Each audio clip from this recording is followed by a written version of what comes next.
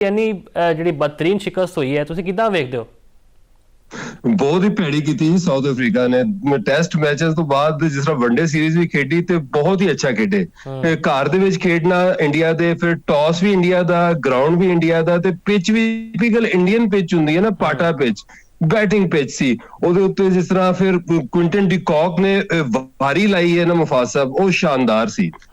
7 ਸੈਂਚਰੀਆਂ ਨੇ ਇਹਦੀਆਂ 23 ਵਨਡੇ ਇਨਿੰਗਸ ਦੇ ਵਿੱਚ, ਔਰ 90 ਸਕੋਰ 45 ਗੇਂਦਾਂ ਸੀ। ਉਹ ਰਨ ਆਊਟ ਜਿਹੜਾ ਹੋਇਆ ਨਾ, ਉਹ ਵੀ ਜਿਹੜਾ ਆਪਣੀ ਗਲਤੀ ਦੇ ਨਾਲ ਰਨ ਆਊਟ ਹੋ ਗਿਆ। ਅਗਰ ਉਹ ਖੇਡਦਾ ਰਹਿੰਦਾ ਤੇ ਲੱਗਦਾ ਇੰਜ ਕਿ ਕਾਫੀ ਦੇਰ ਖੇਡਦਾ ਰਹਿੰਦਾ, ਮਤਲਬ ਉਹਨੂੰ ਆਊਟ ਕਰਨ ਵਾਲਾ ਕੋਈ ਚਾਂਸ ਲੱਗ ਹੀ ਨਹੀਂ ਰਿਹਾ ਸੀ। ਕੋਈ ਬਾਲ ਨਾ ਸੀਮ ਹੋਇਆ ਨਾ ਸਵਿੰਗ ਹੋਇਆ। ਅਰਸ਼ਦੀਪ ਸਿੰਘ ਹੋਵੇ ਜਾਂ ਜਸਪ੍ਰੀਤ ਬੁਮਰਾਹ ਨੂੰ ਤਾਂ ਜਦੋਂ ਦੇ ਸਾਹਿਬਜ਼ਾਦਾ ਫਰਹਾਨ ਨੇ 3 ਛੱਕੇ ਲਾਏ ਨੇ ਨਾ ਏਸ਼ੀਆ ਕੱਪ ਦੇ ਵਿੱਚ, ਤੇ ਹੁਣ ਤਾਂ ਹਰ ਬੰਦਾ ਹੀ ਜਿਹੜਾ ਨਾ ਉਹਨੂੰ ਪੈ ਰਿਹਾ। 4 ਛੱਕੇ ਉਹਨੂੰ ਪਏ ਨੇ, 5 ਛੱਕੇ ਅਰਸ਼ਦੀਪ ਨੂੰ ਪਏ। ਅਰਸ਼ਦੀਪ ਜਦੋਂ 11ਵਾਂ ਓਵਰ ਕਰਨ ਆਇਆ ਤੇ ਉਹਦੇ ਕੋਲ ਤਾਂ ਬਾਲ ਹੀ ਨਹੀਂ ਹੋ ਰਹੀ ਸੀ ਮੁਫਾਜ਼ ਸਾਹਿਬ। ਮਤਲਬ ਅੱਗੇ ਬਾਲ ਨੂੰ ਕੀਤਾ, ਉਹਨੇ ਛੱਕਾ ਮਾਰਿਆ ਕੁਇੰਟਨ ਡੀ ਕਾਕ ਨੇ। ਉਸ ਤੋਂ ਬਾਅਦ ਦੇਖੋ ਤੁਸੀਂ ਬਾਹਰ ਸੁੱਟਣੀਆਂ ਸ਼ੁਰੂ ਕਰ ਦਿੱਤੀਆਂ, ਵਾਈਡ ਦੇ ਆਫ ਸਟੰਪ ਦਾ ਜਿਹੜਾ ਵਾਈਡ ਸੀ ਉਹਦੇ ਕੋਲ ਗੇਂਦਾਂ ਕਰਨੀਆਂ ਸ਼ੁਰੂ ਕਰ ਦਿੱਤੀਆਂ। ਲੈਗ ਸਟੰਪ ਤੋਂ ਬਾਹਰ ਜਾ ਰਹੀ ਹੈ, ਫੁੱਲ ਟਾਸ ਜਾ ਰਹੀ ਹੈ, ਬਹੁਤ ਪਿੱਛੇ ਜਾ ਰਹੀ ਹੈ, ਤੇ ਬੜੀ ਹੀ ਬੇਰਹਿਮੀ ਨਾਲ ਜਿਹੜੀ ਦਿਫਾ ਕਰਦੇ ਪਏ ਸਨ ਕਿ ਜੀ ਬਾਲ ਡਿਊ ਫੈਕਟਰ ਸੀਗਾ ਤੇ ਗੀਲਾ ਸੀਗਾ ਤੇ ਉਹਦੇ ਹੱਥ ਵਿੱਚ ਬਾਲ ਨਹੀਂ ਆ ਰਹੀ ਸੀਗੀ, ਤੇ ਅਸੀਂ ਵਾਸਤੇ ਵਾਈਡਾਂ ਹੋਈਆਂ ਤੇ ਇੱਕ ਨਾਰਮਲ ਚੀਜ਼ ਹੈ। ਤੇ ਮੁਫਾਜ਼ ਸਾਹਿਬ ਦੂਸਰੀ ਵਾਰੀ ਦੇ ਵਿੱਚ ਤਾਂ ਡਿਊ ਜ਼ਿਆਦਾ ਹੋਣੀ ਸੀ ਨਾ, ਤੇ ਜਦੋਂ ਸਾਊਥ ਅਫਰੀਕਾ ਬੋਲਿੰਗ ਕਰਨ ਆਇਆ ਇੰਜ ਲੱਗਿਆ ਜਿਸ ਤਰ੍ਹਾਂ ਸੈਂਚੁਰੀਅਨ ਦੀ ਪਿੱਚ ਹੈ ਜਾਂ ਬਰਥ ਦੀ ਪਿੱਚ ਹੈ। ਬਾਉਂਸ ਦੇਖੋ, ਪਹਿਲੀਆਂ ਤਿੰਨੋਂ ਜਿਹੜੀਆਂ ਵਿਕਟਾਂ ਉੱਤੇ ਆਊਟ ਹੋਏ ਨੇ, ਸ਼ੁਭਮਨ ਗਿੱਲ, ਸੂਰਿਆ ਕੁਮਾਰ ਯਾਦਵ, ਤੇ ਉਸ ਤੋਂ ਬਾਅਦ ਜਿਹੜਾ ਬੱਚਾ ਹੈ ਅਭਿਸ਼ੇਕ ਸ਼ਰਮਾ, ਇਹਨਾਂ ਨੂੰ ਕਿਦੋਂ ਤੱਕ ਬਚਾਏਗਾ? ਦੇਖੋ ਏਸ਼ੀਆ ਕੱਪ ਦੇ ਵਿੱਚ ਵੀ ਜਦੋਂ ਉਹਨੇ ਸਕੋਰ ਕਰਨਾ ਛੱਡਿਆ, ਜਦੋਂ ਰਾਣਾ ਫਹੀਮ ਅਸ਼ਰਫ ਨੇ ਉਹਨੂੰ ਆਊਟ ਕਰਨ ਦਾ ਤਰੀਕਾ ਦਰਿਆਫਤ ਕੀਤਾ ਕਿ ਇਸ ਤਰ੍ਹਾਂ ਇਹਨੂੰ ਫੜਿਆ ਜਾ ਸਕਦਾ ਹੈ, ਮਤਲਬ ਸਲੋਅਰ ਰਨ ਸੁੱਟੋ, ਤੇ ਉਸ ਤੋਂ ਬਾਅਦ ਇਹ ਜਿਹੜਾ ਨਾ ਘਰ ਤੇ ਇੱਥੇ ਹੁਣ ਲੈਂਥ ਜਿਹੜੀ ਬੋਲਿੰਗ ਕੀਤੀ ਹੈ ਮਾਰਕੋ ਯੈਨਸਨ ਨੇ, ਉਹ ਦੇਖੋ ਉਸ ਤੋਂ ਪਹਿਲਾਂ ਉਹਨੇ ਇਸ ਤਰ੍ਹਾਂ ਹੀ ਸੀ ਉਹਨਾਂ ਨੂੰ ਕਿ ਜਿਸ ਤਰ੍ਹਾਂ ਕੁਇੰਟਨ ਡੀ ਕਾਕ ਵਾਰੀ ਲਾ ਕੇ ਗਿਆ ਨਾ, ਤੇ ਅਸੀਂ ਵੀ ਜਿਹੜਾ ਨਾ 213 ਹੱਸਦੇ ਚੇਜ਼ ਕਰ ਲਾਂਗੇ ਉਹ। ਲੇਕਿਨ ਜਦੋਂ ਬੋਲਿੰਗ ਕਰਨ ਆਇਆ ਨਾ ਅਫਰੀਕਾ, ਚਾਹੇ ਉਹ ਸ਼ੁਭਮਨ ਗਿੱਲ ਨੂੰ ਬਾਲ ਹੋਵੇ ਜਾਂ ਫਿਰ ਅਭਿਸ਼ੇਕ ਸ਼ਰਮਾ ਨੂੰ, ਲੈਂਥ ਤੋਂ ਉੱਤੋਂ ਜਿਸ ਤਰ੍ਹਾਂ ਬਾਹਰ ਨਿਕਲਿਆ ਮਾਰਕੋ ਯੈਨਸਨ ਦਾ ਬਾਲ, ਤੇ ਉਹ ਦੇਖਣ ਦੇ ਕਾਬਿਲ ਸੀ, ਬੜਾ ਹੀ ਖੂਬਸੂਰਤ ਬਾਲ ਸੀ। ਉਸ ਤੋਂ ਬਾਅਦ ਸੂਰਿਆ ਕੁਮਾਰ ਯਾਦਵ, ਜਿਹੜਾ ਪਿਛਲੇ 20 ਵਾਰੀਆਂ ਚ T20 ਦੇ ਵਿੱਚ ਸਿਰਫ 13 ਦੀ ਐਵਰੇਜ ਹੈ, ਔਰ ਸਿਰਫ ਮੈਨੂੰ ਲੱਗਦਾ ਸਿਆਸੀ ਸਰਪ੍ਰਸਤੀ ਹੈ ਨਰਿੰਦਰ ਮੋਦੀ ਦੀ, ਜਿਹਦੀ ਵਜ੍ਹਾ ਨਾਲ ਕਪਤਾਨ ਨੇ ਸੂਰਿਆ ਕੁਮਾਰ ਯਾਦਵ ਨੇ, ਤੇ ਬੜਾ ਸ਼ੌਕਿੰਗ ਹੈਗਾ। ਹਾਂਜੀ 13 ਦਾ ਬੈਟਿੰਗ ਐਵਰੇਜ, 120 ਦਾ ਸਟ੍ਰਾਈਕ ਰੇਟ ਹੈ। ਹੁਣ ਤੇ ਯਾਦ ਕਰ ਰਹੇ ਨੇ ਰੋਹਿਤ ਸ਼ਰਮਾ ਤੇ ਵਿਰਾਟ ਕੋਹਲੀ ਨੂੰ ਕਿ ਉਹਨਾਂ ਨੂੰ ਅਸੀਂ ਅਰਲੀ ਰਿਟਾਇਰਮੈਂਟ ਜਿਹੜਾ ਨਾ ਦਿਲਾਤੀ, ਕਿਉਂਕਿ 15 ਫਰਵਰੀ ਨੂੰ ਵੱਡਾ ਮੈਚ ਆਉਣ ਲੱਗਾ ਜੀ ਮੁਫਾਜ਼ ਸਾਹਿਬ, ਪਾਕਿਸਤਾਨ ਇੰਡੀਆ ਦਾ। ਬਿਲਕੁਲ ਇਸ ਤਰ੍ਹਾਂ ਹੀ ਹੈ। ਤੇ ਅਸੀਂ ਗੱਲ ਕਰੀਏ ਸ਼ੁਭਮਨ ਗਿੱਲ ਦੀ, ਤੇ ਮੈਨੂੰ ਸਭ ਤੋਂ ਵੱਡਾ ਪਰਚੀ ਆਈ ਇਨਸਾਨ ਲੱਗਦਾ ਹੈ। ਏਸ਼ੀਆ ਕੱਪ ਵਿੱਚ ਵੀ ਇਹਦਾ ਬੱਲਾ ਫਲॉप ਰਿਹਾ ਤੇ ਹੁਣ ਵੀ 0 ਤੇ ਆਊਟ ਹੋਇਆ। ਉਹ ਕਹਿੰਦੇ ਨੇ ਗ੍ਰਾਸ ਰੂਟ ਦੇ ਉੱਤੇ ਆਇਆ, ਪਤਾ ਨਹੀਂ ਕਿਹੜੇ ਗ੍ਰਾਸ ਰੂਟ ਤੇ ਉੱਤੇ ਆਇਆ, ਸਾਨੂੰ ਵੀ ਦੱਸ ਦਿਓ ਫਿਰ।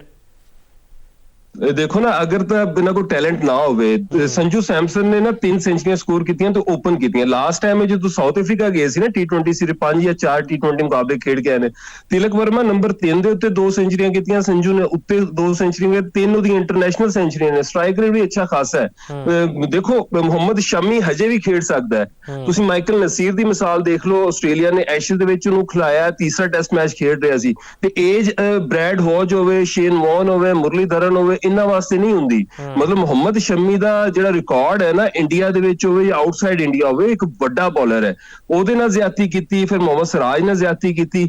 ਤੁਸੀਂ ਦੇਖੋ ਉਹ ਤਾਂ ਮੁਸਲਮਾਨ ਸੀ, ਮੁਸਲਮਾਨਾਂ ਦੇ ਨਾਲ ਵੀ ਇੱਕ ਤਾਸੁਬ ਹੈ ਇਹਨਾਂ ਦਾ, ਤੇ ਫਿਰ ਆਪਣੀ ਹੀ ਜ਼ਾਤ ਬਰਾਦਰੀ ਦੇ ਵਿੱਚ ਵੀ ਇਹਨਾਂ ਦਾ ਤਾਸੁਬ ਹੈ। ਸੰਜੂ ਸੈਮਸਨ, ਉਹਦੀ ਸ਼ਾਇਦ ਉਹ ਬੈਕਗ੍ਰਾਉਂਡ ਨਹੀਂ ਹੈ ਜੋ ਕਿ ਸ਼ੁਭਮਨ ਗਿੱਲ ਦਾ ਬੈਕਗ੍ਰਾਉਂਡ ਹੈ। ਸ਼ੁਭਮਨ ਗਿੱਲ ਦੇ ਜਿੱਥੇ ਹੱਥ ਪੈਂਦੇ ਨੇ ਉਹ ਸਾਰੇ ਇੰਡੀਆ ਨੂੰ ਪਤਾ, ਤੇ ਆਵਾਜ਼ਾਂ ਇੰਡੀਆ ਵੱਲੋਂ ਆ ਰਹੀਆਂ ਨੇ ਕਿ ਇਹ ਪਰਚੀ ਹੈ, ਬਹੁਤ ਵੱਡੀ ਪਰਚੀ ਹੈ ਸ਼ੁਭਮਨ ਗਿੱਲ।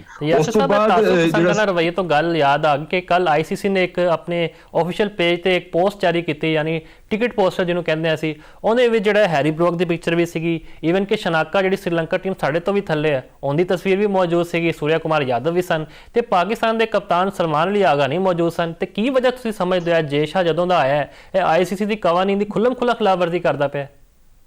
ਹਾਂਜੀ, ਪਾਗਲ ਹੋ ਗਿਆ ਨਾ। ਹੁਣ ਜਿਸ ਤਰ੍ਹਾਂ ਪਾਗਲ ਹੋ ਜਾਂਦਾ ਬੰਦਾ ਤੇ ਫਿਰ ਇਸ ਤਰ੍ਹਾਂ ਦੀ ਊਟਪਟਾਂਗ ਹਰਕਤਾਂ ਕਰਦਾ ਹੈ, ਤੇ ਉਹਦਾ ਨੁਕਸਾਨ ਦੇਖੋ ICC ਨੂੰ ਵੀ ਭੁਗਤਣਾ ਪੈ ਰਿਹਾ। ਜਿਹੜਾ ਸਭ ਤੋਂ ਵੱਡਾ ਬ੍ਰੌਡਕਾਸਟਰ ਸੀ ਨਾ, ਜਿਹਨੇ 2024 ਤੋਂ 2027 ਤੱਕ ਬ੍ਰੌਡਕਾਸਟਿੰਗ ਰਾਈਟ ਲਿੱਤੇ ਹੋਏ ਸੀ, ਇੰਡੀਆ ਦਾ ਵੀ ਬ੍ਰੌਡਕਾਸਟਰ ਸੀ, ਉਹਨੇ ਜਿਹੜਾ ਨਾ $3 ਅਰਬ ਚ ਲਏ ਸੀ, ਤੇ ਉਹ ਵਿਡਰॉ ਕਰ ਗਿਆ ਮੁਫਾਜ਼ ਸਾਹਿਬ।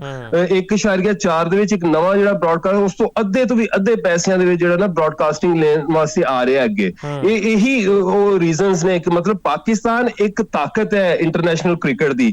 ਪਾਕਿਸਤਾਨ ਨੂੰ ਕੱਢ ਕੇ ਜਾਂ ਪਾਕਿਸਤਾਨ ਨੂੰ ਇਸ ਤਰ੍ਹਾਂ ਦੀਆਂ ਜਿਹੜੀਆਂ ਹੋਛੀਆਂ ਹਰਕਤਾਂ ਹੈ, ਮਤਲਬ ਪੋਸਟਰ 'ਚ ਨਾ ਲਾਣਾ ਤੇ ਉਸ ਤੋਂ ਬਾਅਦ ਉਹ ਗਰਾਊਂਡ ਦੇ ਵਿੱਚ ਆ ਕੇ ਸਿਆਸੀ ਬਿਆਨਾਤ ਦੇਣੇ, ਫਿਰ ਹੱਥ ਨਾ ਮਿਲਾਣਾ, ਇਹ ਸਾਰੀਆਂ ਚੀਜ਼ਾਂ ਉਲਟੀਆਂ ਹੀ ਪੈ ਰਹੀਆਂ ਨੇ ਇੰਡੀਆ ਦੇ ਉੱਤੇ।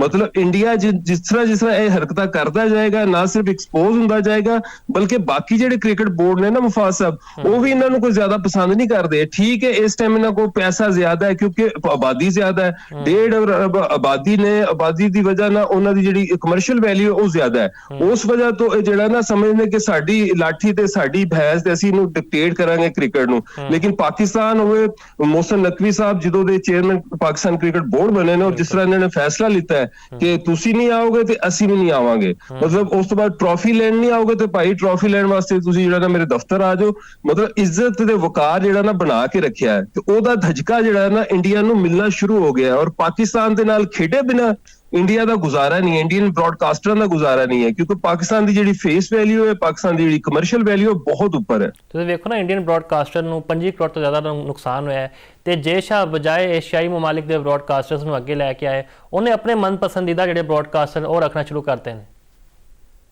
ਹਾਂਜੀ, ਉਹ ਹਰ ਪਾਸੇ ਆਪਣੇ ਮਨਪਸੰਦਾ। ਯੈਸ ਸਰ, ਜਿਹੜੇ ਕਹਿਣਗੇ ਜਿਸ ਤਰ੍ਹਾਂ ਕਪਤਾਨ ਸੂਰਿਆ ਕੁਮਾਰ ਯਾਦਵ ਹੈ, ਉਹਨੂੰ ਜਿਸ ਤਰ੍ਹਾਂ ਉਹਨਾਂ ਨੇ ਸਬਕ ਪੜਾਇਆ ਕਿ ਤੂੰ ਜਾ ਕੇ ਹੱਥ ਨਹੀਂ ਮਿਲਾ, ਹਾਲਾਂਕਿ ਦੇਖੋ ਪਹਿਲਾਂ ਤਾਂ ਮੀਸਰਾ ਬਣ ਕੇ ਮੋਹਸਨ ਨਕਵੀ ਸਾਹਿਬ ਨਾਲ ਬੈਠ ਕੇ ਹੱਥ ਵੀ ਮਿਲਾਇਆ ਤੇ ਗੱਲਾਂ ਵੀ ਕਰਦਾ ਰਿਹਾ, ਮਤਲਬ ਆਪਣੇ ਬਾਰੇ 'ਚ ਹਾਂਜੀ ਡਿਨਰ ਵੀ ਕਰਦਾ ਰਿਹਾ, ਦੱਸਦਾ ਵੀ ਰਿਹਾ ਕਿ ਮੈਂ ਕਿੱਥੋਂ ਕਿੱਥੋਂ ਖੇਡਦਾ ਰਿਹਾ।